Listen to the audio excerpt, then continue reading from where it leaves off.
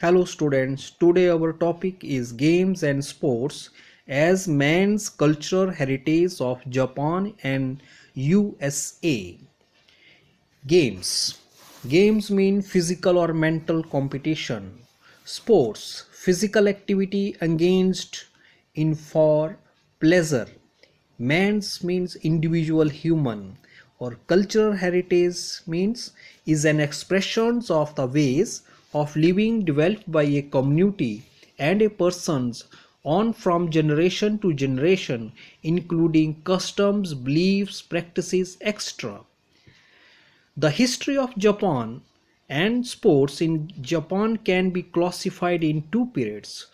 Japan Japan means it is the name of the country and its capital name is Tokyo. The history of games and sports. Japan की जो history है, history means the branch of knowledge that records and explains past events. Classified into two periods, दो हिस्सों में periods में ये बटा हुआ है. क्लासिफाइड होता है divided into classes. Period completions of cycles होता है बिफोर द मेजी इरा अप टू 1867. 1867 से बिफोर मीन्स अर्लियर टाइम, शुरुआत में. तो there is not much evidence, उस वक्त के जो एविडेंस है, इंडिकेशंस है, suggesting means to mention a rigorous involvement in games and sports prior to 1867. rigorous होता है harsh, involvement होती है एक्ट. उस वक्त के जो एविडेंस है उसमें जो गेम्स एंड स्पोर्ट्स के जो इन्वॉल्वमेंट है, एक्ट है, वो नहीं दिखते हैं. हाउएवर ड्यूरिंग अर्लियर पीरियड्स, मगर अर्लियर पीरियड्स में, अर्लियर पीरियड्स होती है शुरुआत में, archery, horse riding, wrestling, judo, extra were the major physical activities.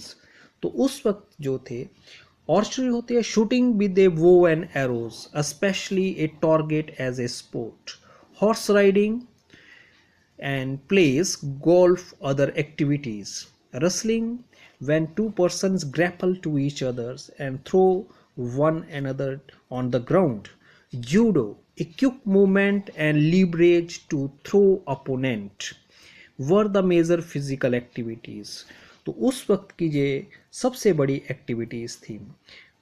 मेजी इरा क्या होता है, means Meiji, when the last shogun was overthrown and emperor assumed direct control over the nation and establishment of a strong centralized government. So that is called a Meiji era.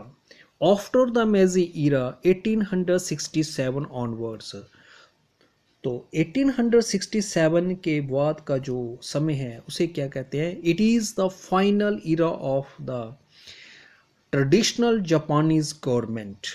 After 1867, Japan's games and sports were introduced in the schools on similar patterns like that in Western countries. जिस तरीके से western countries में games and sports को involve किया गया था, उसी तरीके से जापान ने भी इसको वैसे ही अपने देश में भी इसको इंट्रोड्यूस कर दिया, मीन्स टू लीड कर किया. Starting with calisthenic and military drills and Swedish gymnastic type exercises were adopted. तो शुरुआत में उन्होंने क्लासनिक एक्सरसाइजेस और मिलिट्री ड्रिल्स. मिलिट्री ड्रिल्स क्या हो गया, in a practical sense drill consolidated soldier into battles. And Swedish gymnastic types exercises, और Sweden की जो gymnastic type, set of gymnastic types थे, वो भी उन्होंने अडॉप्ट कर लिए. मीन्स उनको उन्होंने अपने कल्चर में डाल लिया उनको. इन 1913 military drills, judo and fencing were introduced in the schools. Later on in 1936 in a revised curriculum, may other athletic activities and wall games were added. In 1913 में मिलिट्री ड्रिल्स के साथ साथ उन्होंने judo, A sports of unarmoured combat, to train the body and mind. Fencing, the sport of fighting with swords. Revised होता है to revive, to look after again, उस पर दोबारा उसको देखना. Revised curriculum. Curriculum means the course offered by an educational institutions. Many other athletic activities, बहुत सी उन्होंने athletic activities भी include की. Athletic activities means running, jumping, throwing activities, and ball games were added.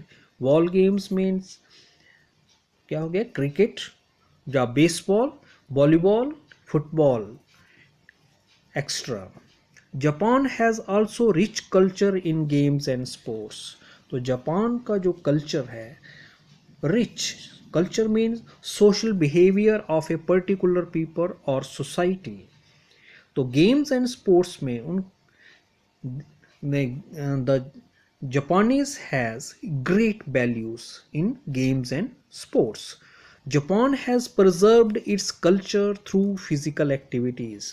Japan ने अपना जो culture है उसको preserve करके रखा है. प्रिजर्व मीन सेफ रखा हुआ है. किसके ज़रिए? Through physical activities. Japanese gave stress to self defence.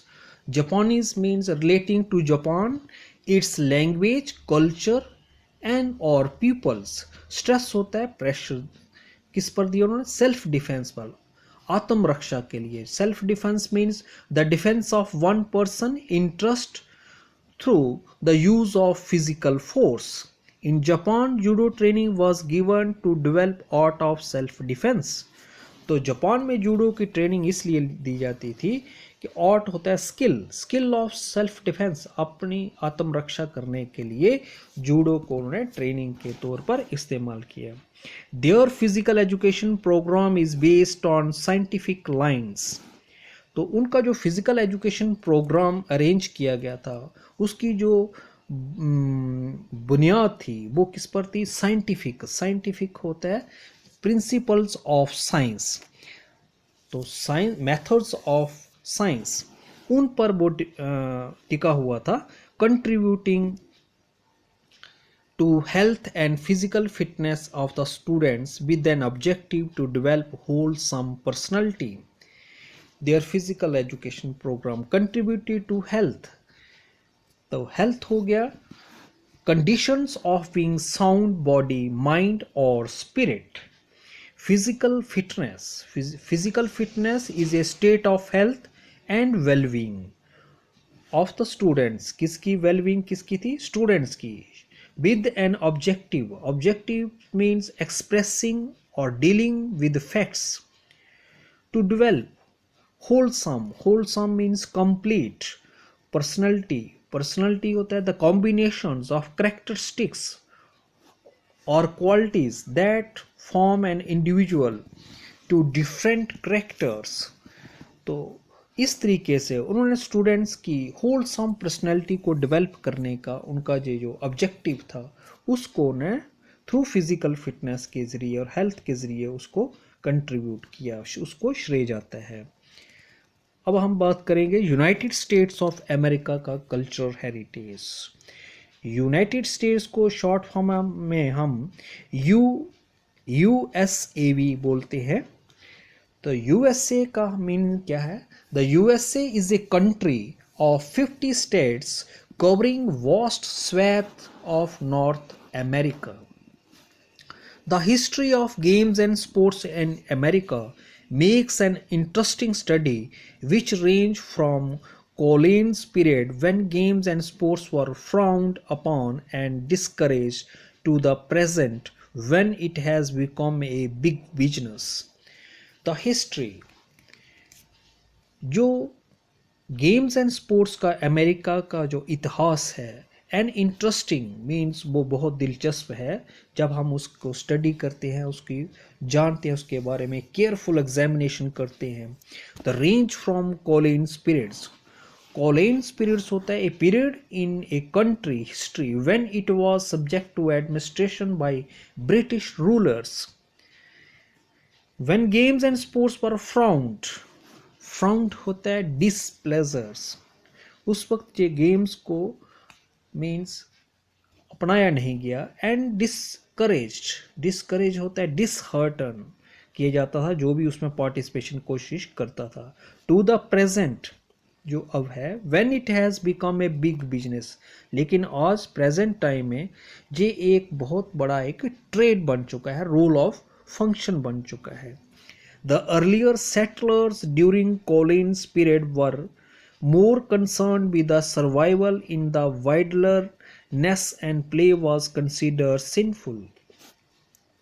तो शुरुआत के जो थे इन द बिगनिंग सेटलर्स होते हैं, in the beginning of the time someone who settles in a new region, वहाँ आकर बस गए थे वो जो लोग ब्रिटिश रूलर्स के समय, were more concern with the survival in the wilderness. Wilderness होता है खूंखार चीज़ों से बचने के लिए, अपनी ज़िंदगी को बचाने के लिए। And play was considered sinful, और गेम्स को खेलना जो था वो क्या समझते थे, पाप समझते थे। Means tainted wicked as more and more settlers from European countries came, जैसे जैसे बहुत से settlers means outside the United States वहाँ आकर रहने लगे यूरोप कंट्री से, they brought with them their own games, उन्होंने अपने साथ अपनी वहाँ से जिस स्थान से वो आए थे वो गेम्स जो वहाँ पर बहुत पॉपुलर थी वो अपने साथ लाए। Settlers from England introduced hunting, तो जो इंग्लैंड से लोग वहाँ पर आकर रहना शुरू किया उन लोगों को hunting means the activity of hunting wild animals और games. Fishing means the activity of catching fish. Horse riding और horse racing, to sit on the back of horse and including the disciplines of riding, driving or bolting with the horse. And Dutch settlers were more interested in various types of wall games like bowling and also loved skating extra. Dutch settlers means the Dutch or the peoples who live in Netherlands or that come from the Netherlands को आज हम हॉलैंड्स भी बोलते हैं। तो वहाँ के लोग जो आकर अमेरिका में रहने लगे वो लोग bowling and also loved skating। Bowling होता है the game of balls as a sport recreation. Skating activity of gliding on ice skates और roller skates as a sports और pastime. Slowly but steadily, आहिस्ता लेकिन sure in movement, games and sports become a part of Americans. आहिस्ता आहिस्ता games and sports जो था वो America के लोगों का एक हिस्सा बन गया। America is one of the developed Nations. America जो था वो एक डेवलप्ड नेशंस था। डेवलप्ड नेशंस होता जहाँ पर इंडस्ट्रियलाइजेशंस हो, इकोनॉमिकली डेवलप्ड कंट्रीज हो। तो अमेरिका जो था वो इंडस्ट्रियलाइजेशंस और इकोनॉमिकली तौर पर साउंड था, तब उसको हम क्या बोल रहे हैं, developed Nations.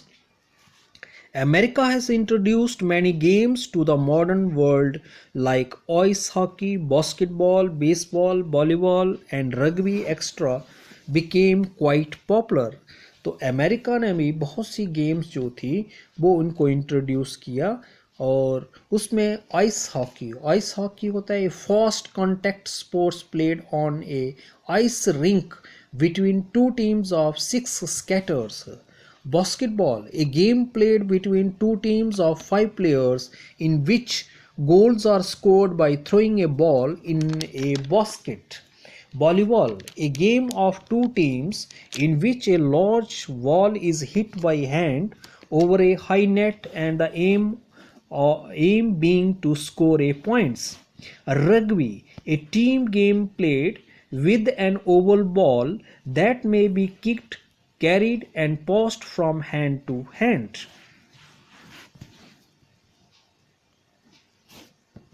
Extra became quite popular, तो वो positively, completely, generally known by all the persons of the Americans YMCA made tremendous contribution in the field of games and sports.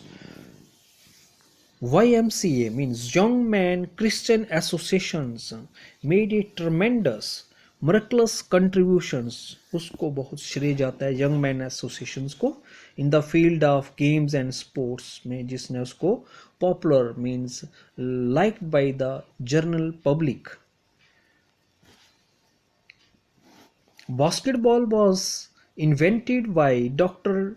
James A. Naismith in 1891 while working in YMCA.